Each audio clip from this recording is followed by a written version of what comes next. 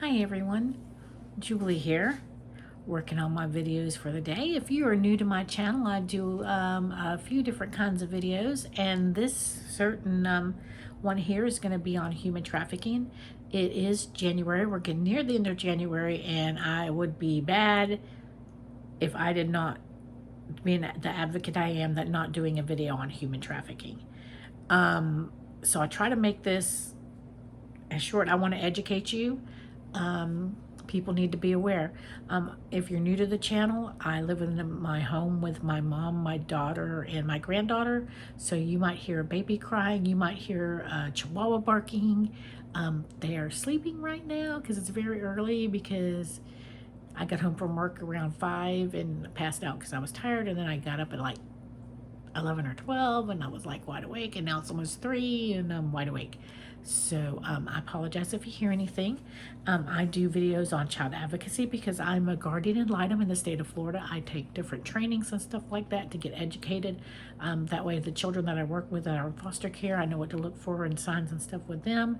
And so you will see a lot of videos on child advocacy. Traveling, I love to travel. I share inspiration videos. I share Avon videos because I sell Avon. And I do Temu videos because I am a shopaholic. What can I say? But without further ado, let us get on with this. I'll try to make it as quick as possible, but you know what? This is important information.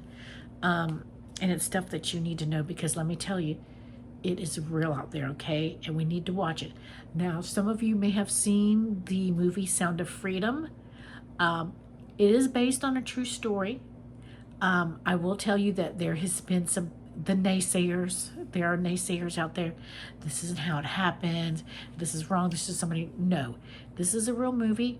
Now, they did make it into a movie, so they had to add some stuff like the scene at the near the end of the movie that's added on. But if you want people to watch a movie, you've got to make it watchable. But the story is true. 90% of it's true. And then there was a lot of flack on it. Well, this isn't how it happens. Well, that is how it happens in third world countries. That's where they went to help these children, okay? The way it is done in the USA is totally different than the way it happens in other countries.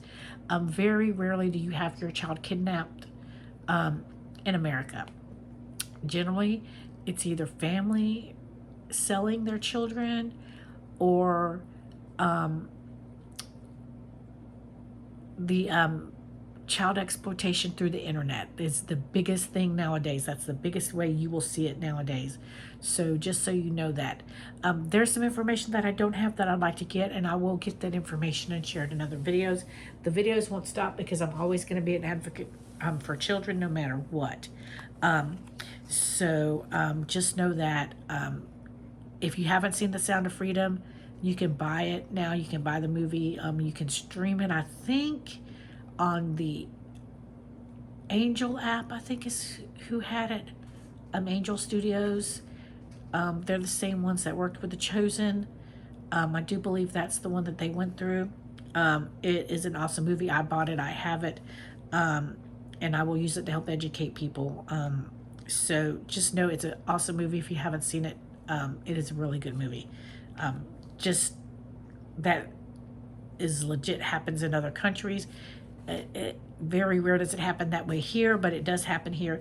And listen, I would love to say that human trafficking is going to stop, that we can stop it, but it's $150 billion industry.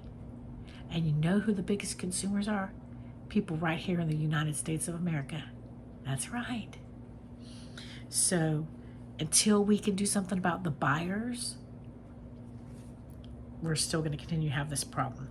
Okay, the first thing I want to let you be aware of is the AWARE initiative.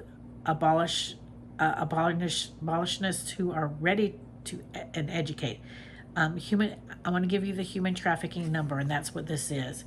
The human trafficking number, I don't know if it's going to come through correctly there, but the human trafficking national number is 1-888-373-7888.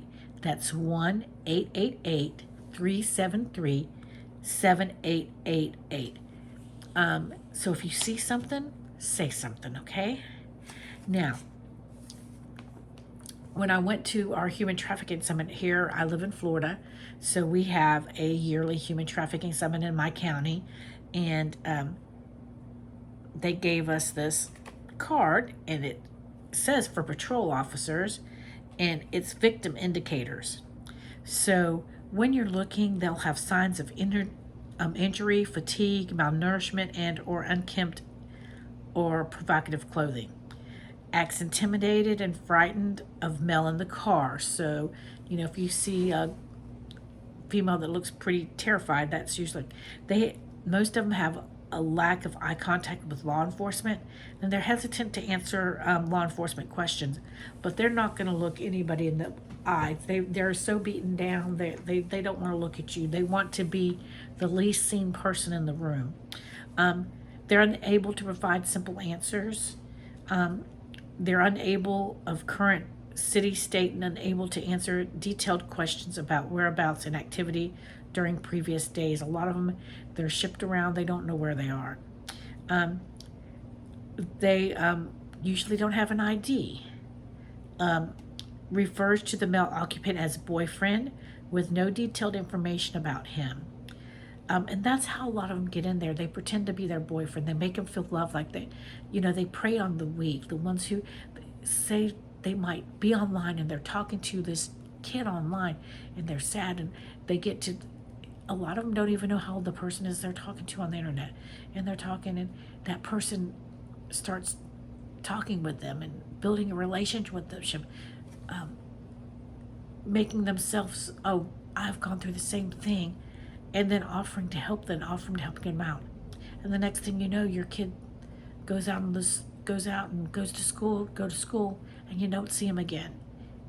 It's that easy. Playing video games, online video games, Snapchat, Twitter, TikTok, all those things give people access to your children. So you have to be careful. The traffickers have large amounts of unexplained money and gift cards, and they do that for kids too.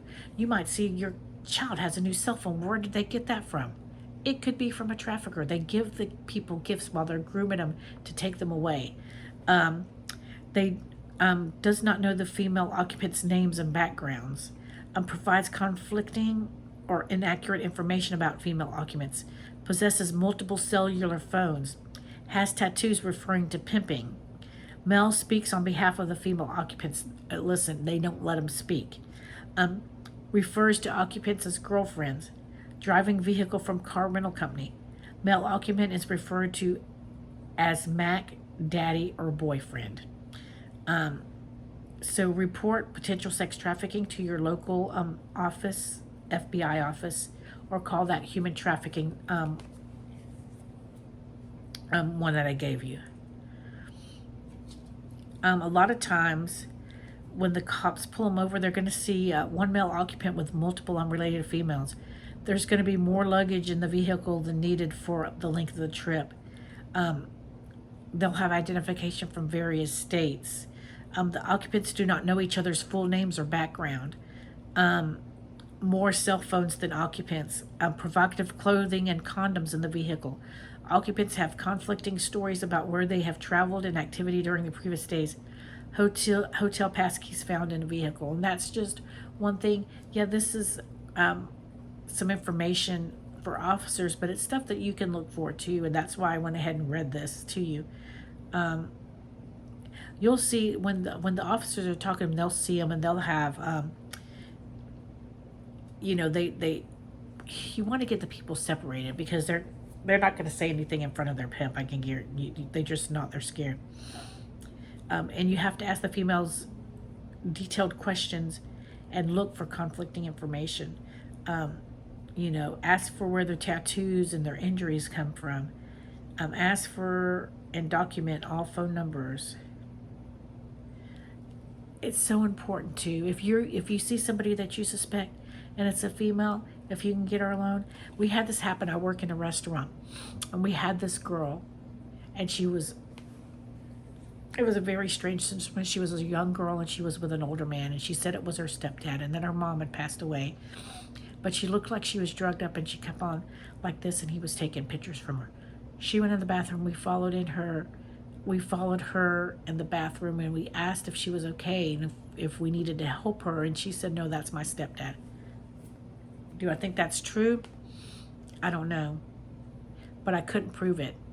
So, and by the time we could have gotten the cops there, they were already gone. So, but we asked if she needed help.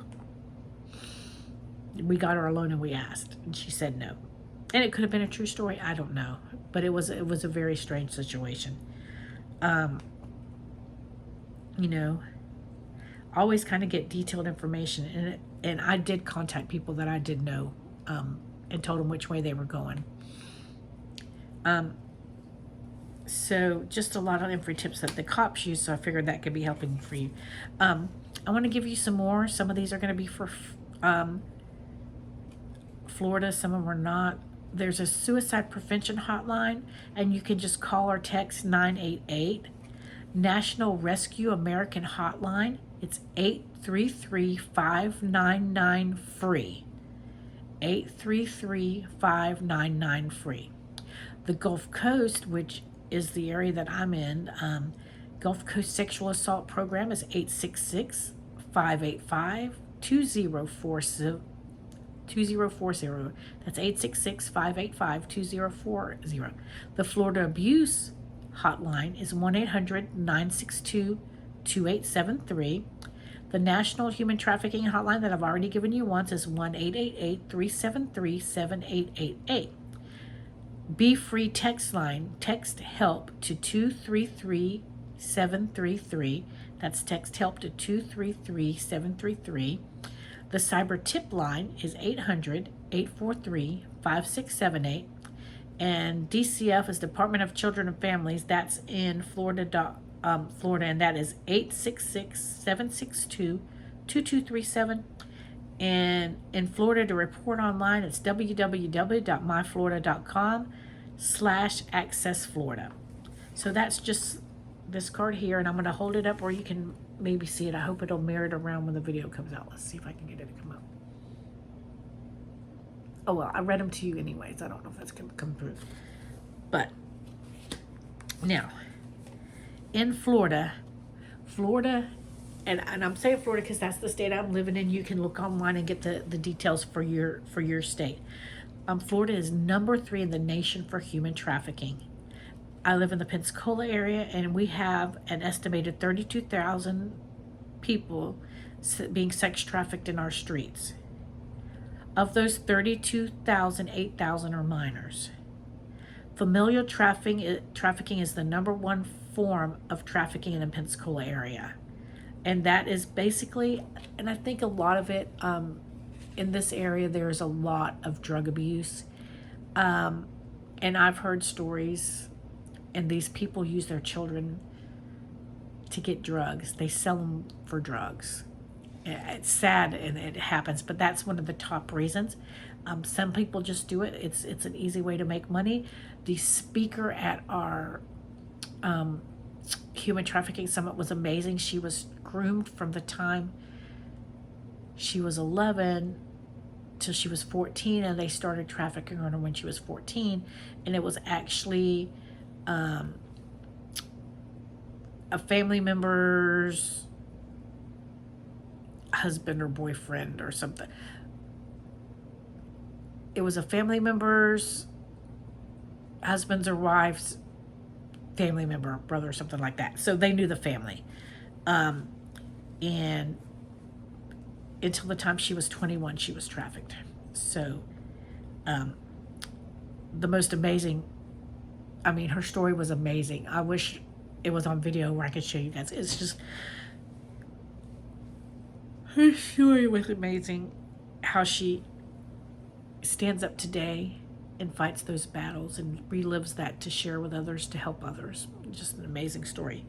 The top 3 busted businesses in Florida for human trafficking are massage parlors, nail salons, and construction. And the reason being, you're seeing those things and you're going, well, why hit massage parlors and construction?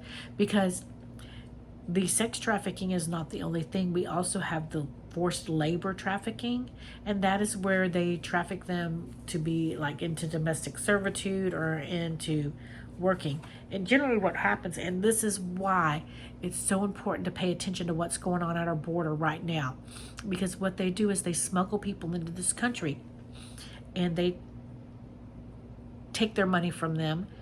They tell them this is what you have to do to get to your family here, to get back to where you are, to do this. You have to work to pay me back for bringing you to the States. It's a big, big, big mess.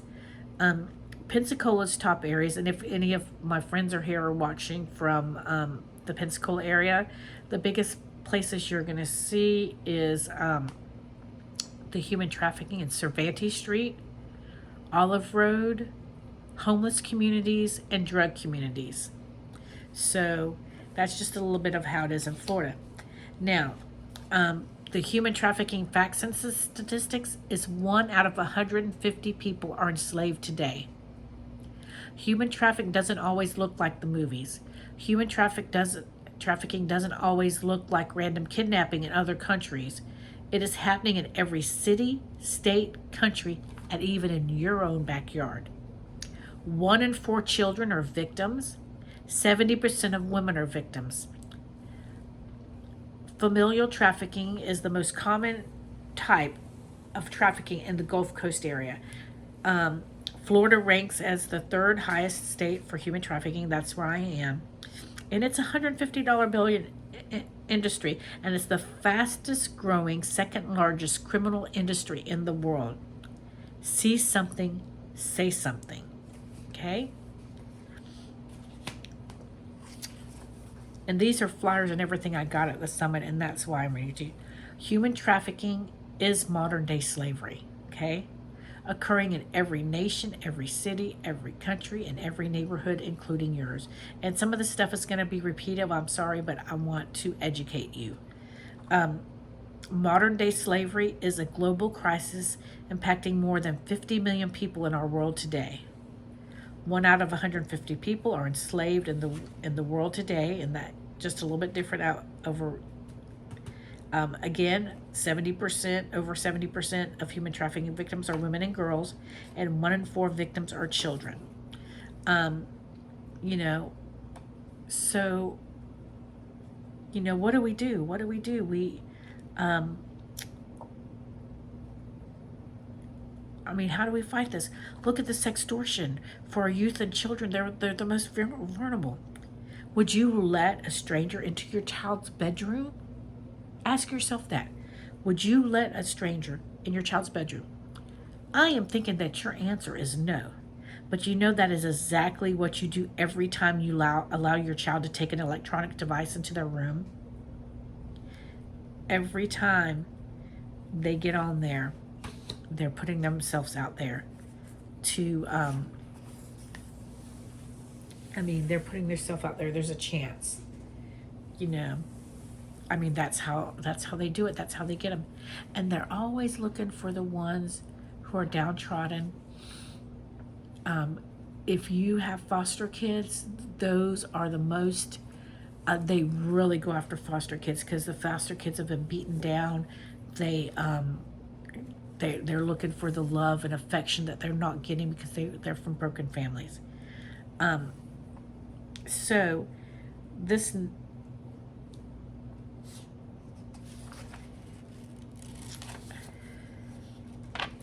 I want to give you a definition of what human trafficking is, or a little bit about, not necessarily that.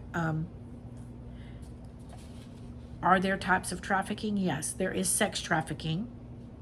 And that is when a person is taken advantage of for sex acts that make the trafficker money, such as prostitution, exotic dancing, and pornography. And then there's labor trafficking. And I was telling you about that earlier. The labor trafficking is when a person is taken advantage of for labor services, such as domestic servitude, farm or field work, restaurant work, or sweatshirt factory work. And why is it hard? And people may ask, why is it hard for these people to get out? The traffickers manipulate people, and the way they manipulate people is through, first, force, physical restraint, transporting, beating, and rape, fraud by lying about employment, marriage, or a better life, and they coercion.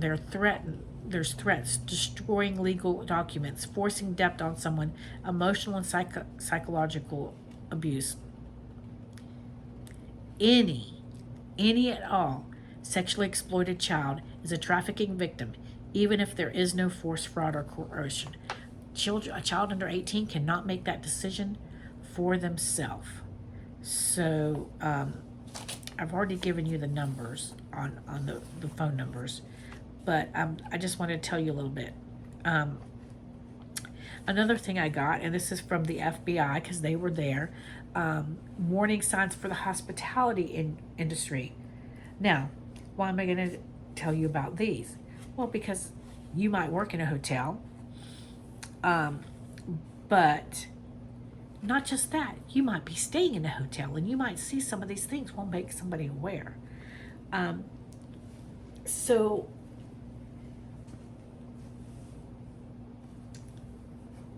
if you are in a hotel or working in a hotel and you suspect sex trafficking is occurring in your hotel, you want to document the suspicious activity to include names, dates, times, vehicles, and vehicle information.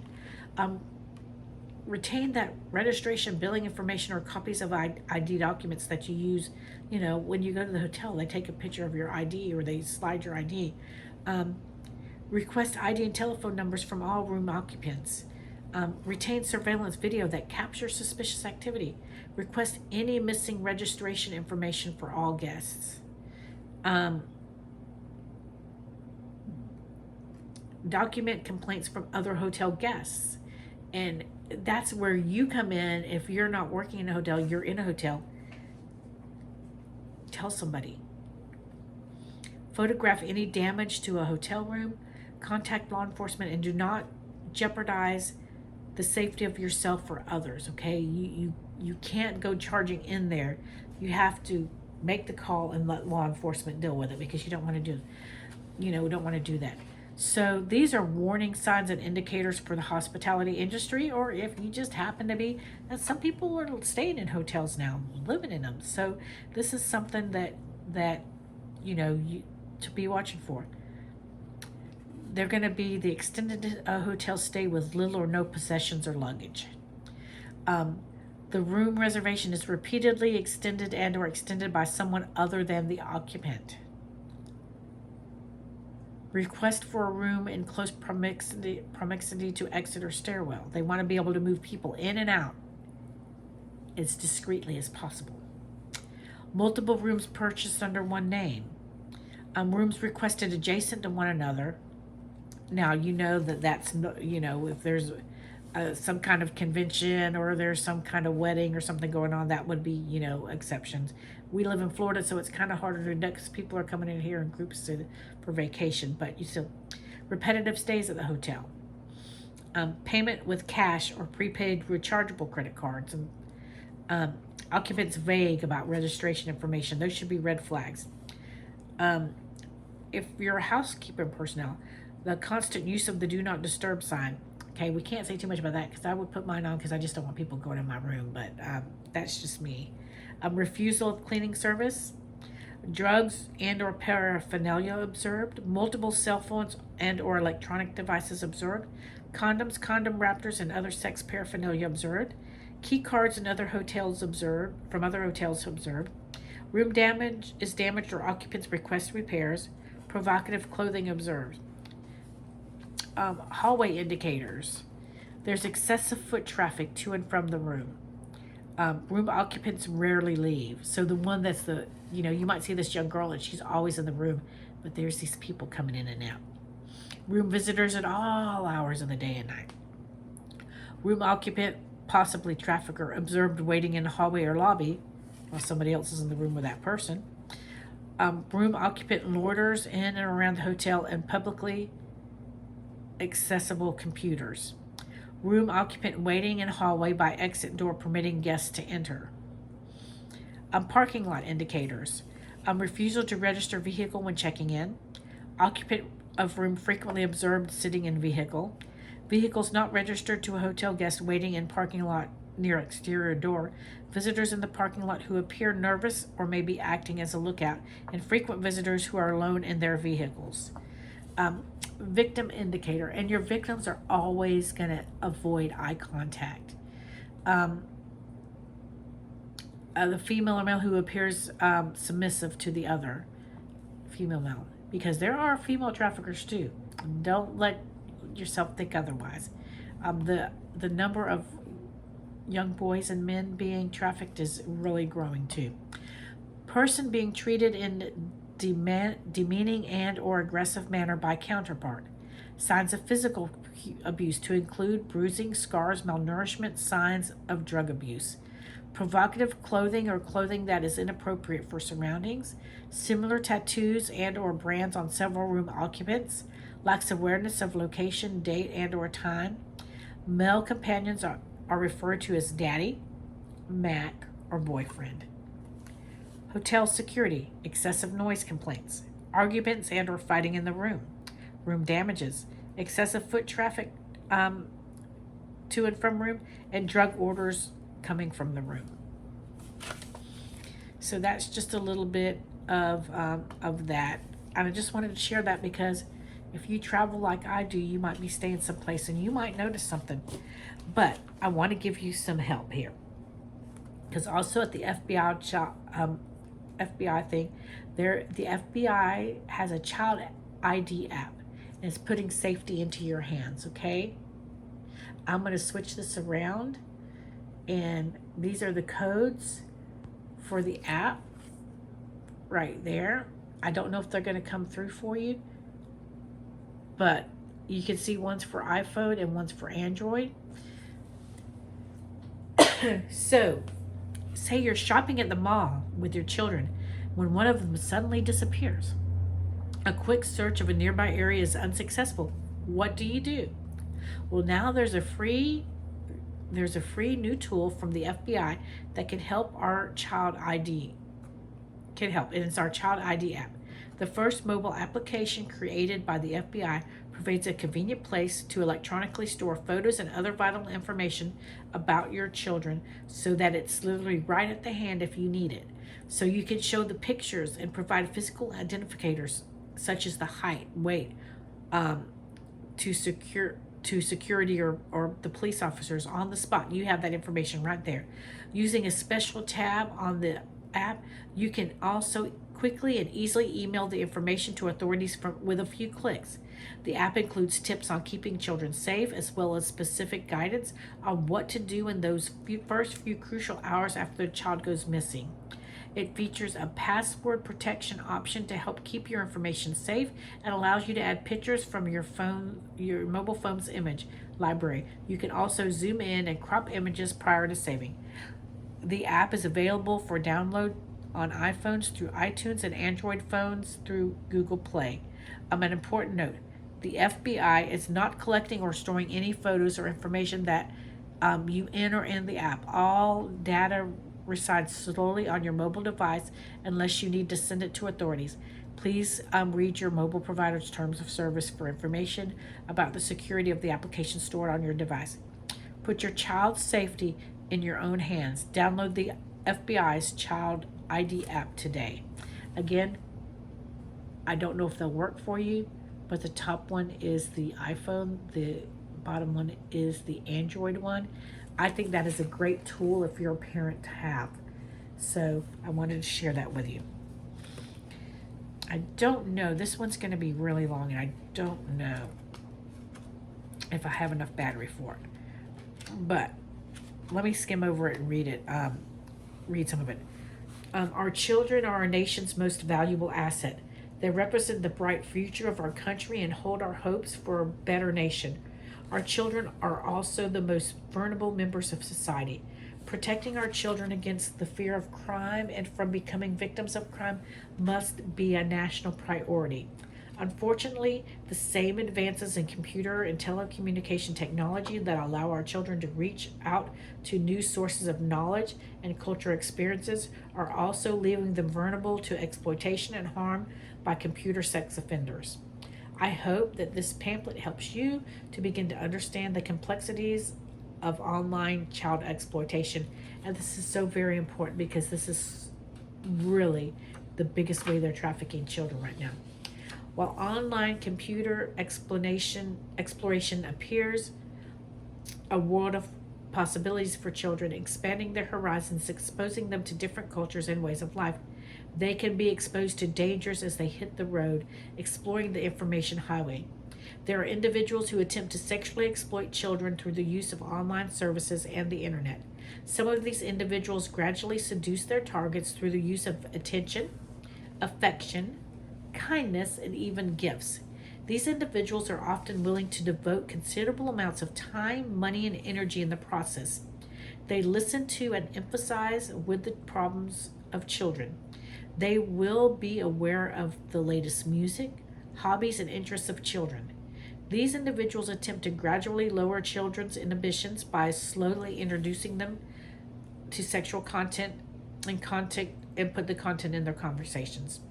There are other individuals, however, who immediately engage in sexually explicit conversation with children. Some offenders primarily collect and trade child pornographic images, while others seek face-to-face meetings with children via online contacts. It is important for parents to understand that children can be indirectly victimized through conversation, i.e. chat, as well as the transfer of sexually explicit information and material. Computer sex offenders may also be evaluating children they come in contact with online for future face-to-face contact and direct victimization. Parents and children should remember that a computer sex offender can be any age or sex. The person does not have to fit the caricature of a ditty, unkempt older man wearing a raincoat to be someone who could harm a child. Children, especially adolescents, are sometimes interested in and curious about sexually explicit material. They may be moving away from the total control of parents and seeking to establish new relationships outside their family. Because they may be curious, children and adolescents sometimes use their online access to actively seek out such materials and individuals. Sex offenders targeting children will use and exploit these characteristics and needs. Some adolescent children may also be attracted to and lured by online offenders closer to their age who, although not technically child molesters, may be dangerous. Nevertheless, they have been seduced and manipulated by a clever offender and do not fully understand or recognize the potential danger of these contacts. This guide was prepared from actual investigations involving child victims as well as investigations where law enforcement officers posed as children. Further information on protecting your child online may be found in the National Center for Missing and Exploited Children's Child Safety on the Information Highway and Teen Safety on the Information pamphlets. So, what are signs that your child might be at risk online? Number 1, your child spends large amounts of time online, especially at night. Most children that fall victim to computer sex offenders spend large amounts of time online, particularly in chat rooms. They may go online after dinner and on the weekends. They may be latchkey kids whose parents have told them to stay at home after school. They go online to chat with friends, make a few new friends, pass time, and sometimes look for sexually explicit information. While much of the knowledge and experience gained may be valuable, parents should consider monitoring the amount of time spent online. Children online are at the greatest risk during evening hours, while offenders are online around the clock. Most work during the day and spend their evenings online trying to locate and lure children or seeking pornography. Number 2, you find pornography on your child's computer. Check your child's computers frequently and their phones. Pornography is often used in the sexual victimization of children. Sex offenders often supply their potential victims with pornography as a means of opening sexual discussions and for seduction. Child pornography may be used to show the child victim that sex between children and adults is normal. Parents should be conscious of the fact that a child may hide the pornographic files on diskettes from them. This may be especially true if the computer is used by other family members. Number 3, Your child receives phone calls from men you don't know or is making calls, sometimes long distance, to numbers you don't recognize.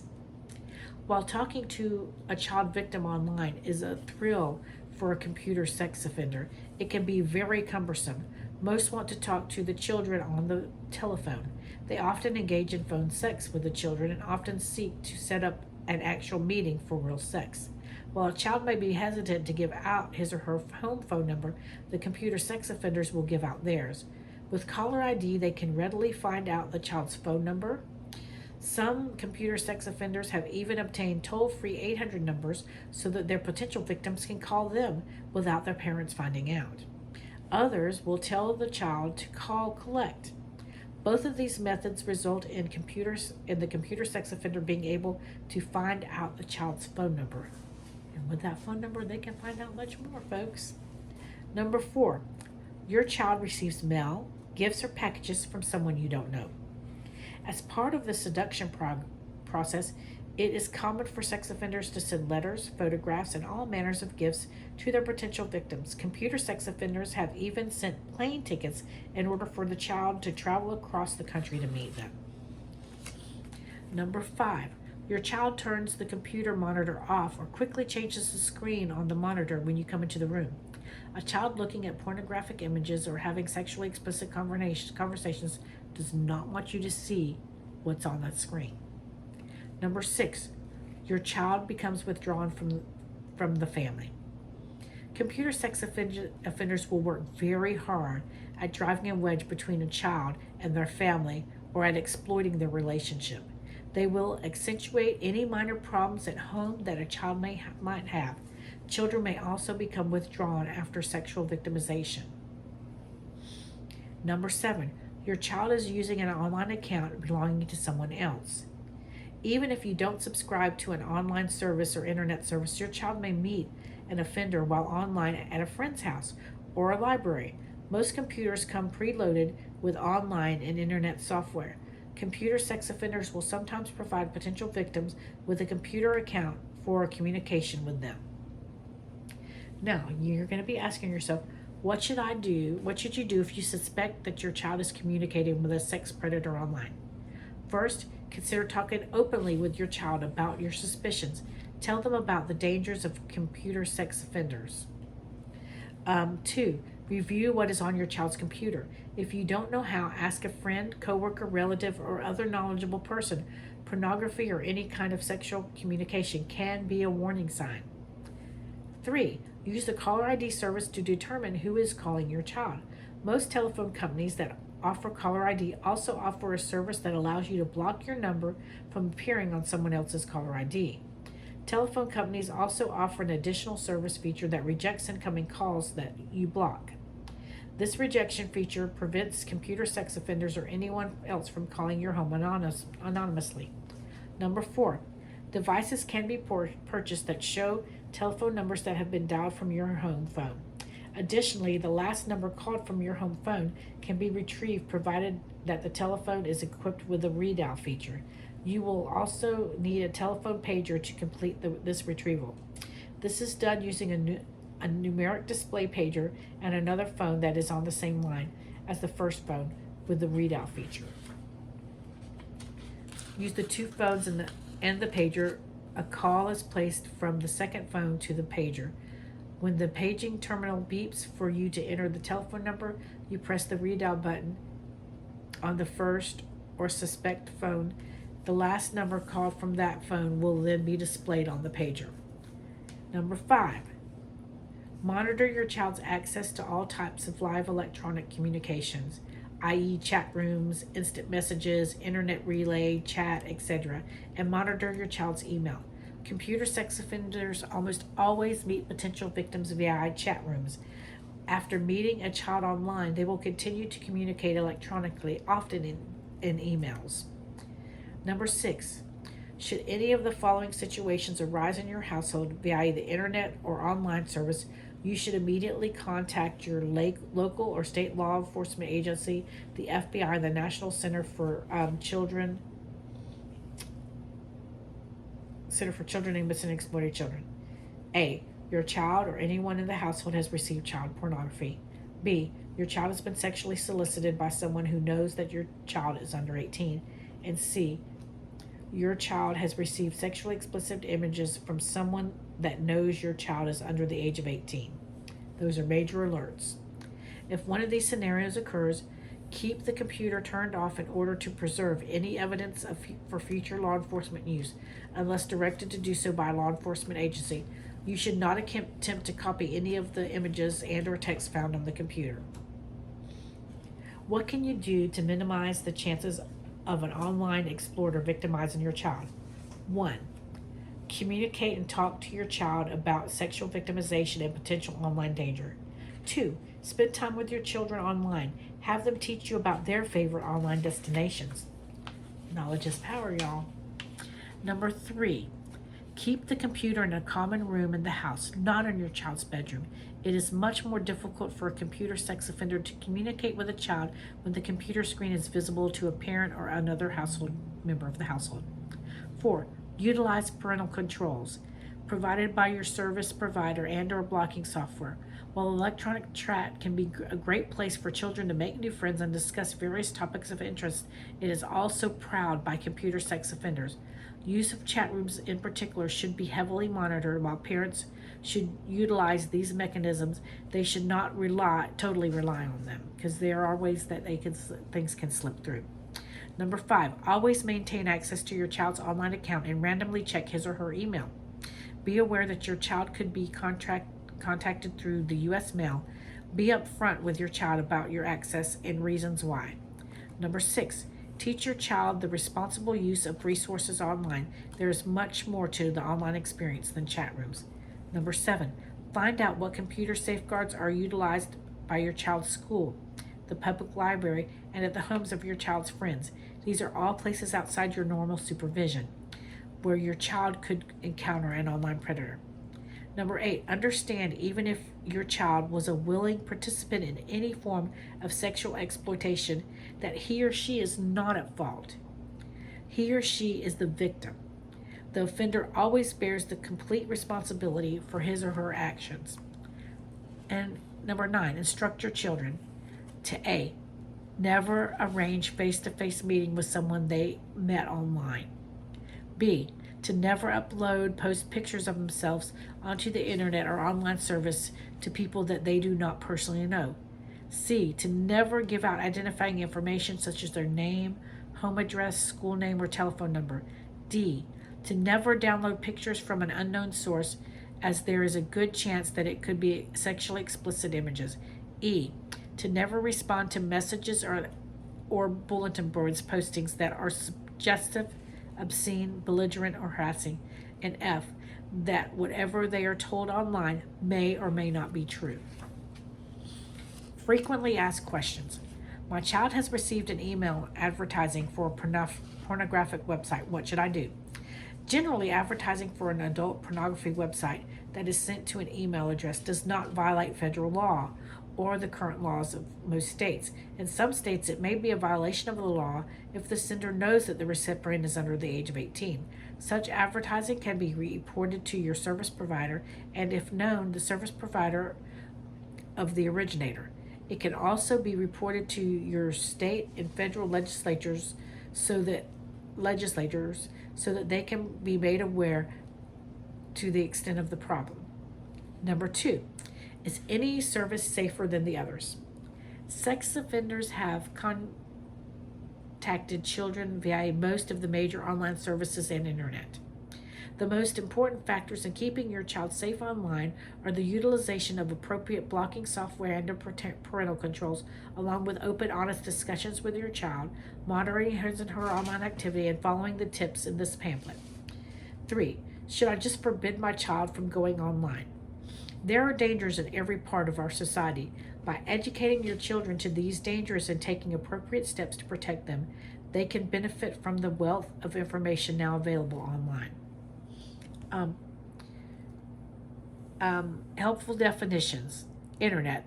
That's the immense global network that connects our computers via telephone lines and or fiber networks to storehouses of electronic information With only a computer, a modem, a telephone line, and a service provider, people from all over the world can communicate and share information with little more than a few keystrokes.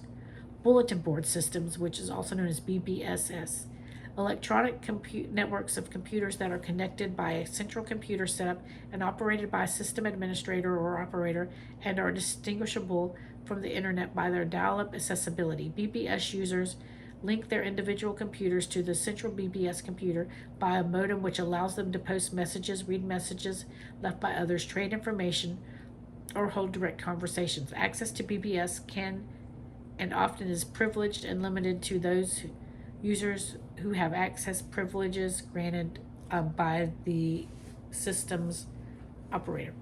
Commercial online service. Examples of COSs are America Online, Prodigy, CompuServe, and Microsoft Network, which provide access to their service for a fee. COSs generally offer limited access to the internet as part of their total service package. Internet Service Provider, which is ISP. Examples of ISPs are eWolves, Concentric, and Netcom. These services offer direct full access to the internet at a flat monthly rate and often provide electronic mail service for their customers. IPSs often provide space to their services for their customers to maintain worldwide web www sites. Not all ISPs are commercial enterprises. Educational, governmental, and non-profit organizations also provide internet access to their members. Public chat rooms. Created, maintained, listed, and monitored the COS and other public domain systems such as the Internet Relay Chat. A number of customers can be in the public chat rooms at any given time, which are monitored for illegal activity and even appropriate language by system operators, SYSOP. Some public chat rooms are monitored more frequently than others, depending on the COS and the type of chat room. Violators can be reported to the administrators of the system. At America Online, they are referred to as terms of service, which can revoke users' privileges. The public chat rooms usually cover a broad range of topics such as entertainment, sports, game rooms, children only, etc. Electronic mail, otherwise known as email, a function of BBSs, COSs, and ISPs, which provides for the transmission of messages and files between computers over a communications network similar to mailing a letter via the postal service. Email is stored on a server where it will remain until the addressee retrieves it. Anonymity can be maintained by the sender by predetermining what the receiver will see as the form address or from addresses. Another way to conceal one's identity is to use an anonymous remailer, which is a service that allows the user to send an email message repackaged under the remailer's own header, stripping of the originator's name completely. Chat is real-time text conversation between users in a chat room with no expectation of privacy. All chat conversation is accessible by all individuals in the chat room while the conversation is taking place. Instant messages provide their private real-time text conversations between two users in a chat room. Internet Relay Chat, also known as IRC, real-time text conversations similar to public and or private chat rooms or COS. Usenet, also known as news groups, like a giant court bulletin board where users post messages and information. Each posting is like an open letter and is capable of having attachments such as graphic image files, otherwise known as GIFs. Anyone accessing the news group can read the postings, take copies of posted items, or post responses. Each news group can hold thousands of postings. Currently, there is over 29,000 public news groups, and that number is growing daily. News groups are both public and or private. There is no listing of private news groups. A user of private news groups has to be invited into the news group and be provided with news groups addresses. This information was provided by the Federal Bureau of Investigation, Crimes Against Children Unit. For more information or to request additional copies of this brochure, call your local FBI field office. So this is what the booklet looks like. I read you everything in it except for the back pages, which has, you might want this done, the National Center for Missing and Exploited Children's Cyber Tip Line. They are at www.missingkids.com/cybertip, and the number is 1-800-843-5678. That's that there. And then there's also a list in here of all the different FBI offices, but I know that you're not going to be able, I don't think you're going to be able to see that. So, but that was the Parent's Guide to Internet Safety. And I read that to you because I think that it's knowledge is power. And I think that that information could be helpful for you. That's it on human trafficking. This video is almost an hour now, and I don't want, there's so much more. Guys, there's so much more. Study it, get online, look at it. There are meetings in different areas. Educate yourself and protect your children. They're our most precious thing. I'm sorry this video is so long, but I feel like it's a needed video. My goal is to educate people, and everything that I use is from the pamphlets that I got at the Human Trafficking Summit in my area. So if you go to Human Trafficking, not only does it have tons of other pamphlets that just pertain to different services in our area for children, in different places like homes for children that have been trafficked and all that kind of stuff. But if you have my next video that I'm going to be working on is they gave us all the facts for all the different kinds of drugs that are out there right now, and that's going to be a real interesting one. So there's a video coming up on that too. I'm going to try to post all these videos that I just taped, and got one more to do. Hopefully my battery doesn't run out, but I'm going to try to post all those tomorrow if I have enough time. So thank you for holding up. Please let me know if this video has helped you any at all. My goal is to give you the information that you need to keep your children safe. So thank you so much for listening. I know this is long, and I know that a lot of that stuff was hard to listen to. It's hard to think that your children can be in danger, but please take the information and use it. Keep your children safe. God bless you all, and have a wonderful day. Bye-bye.